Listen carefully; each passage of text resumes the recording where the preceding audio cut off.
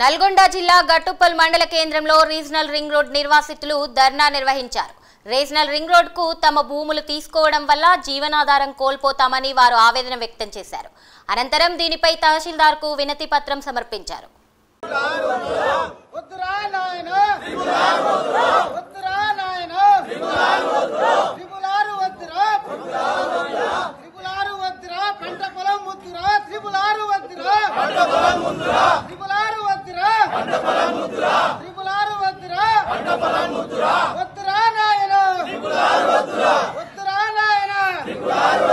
తెలంగాణ భూ నిర్వాసితుల పోరాట సమితి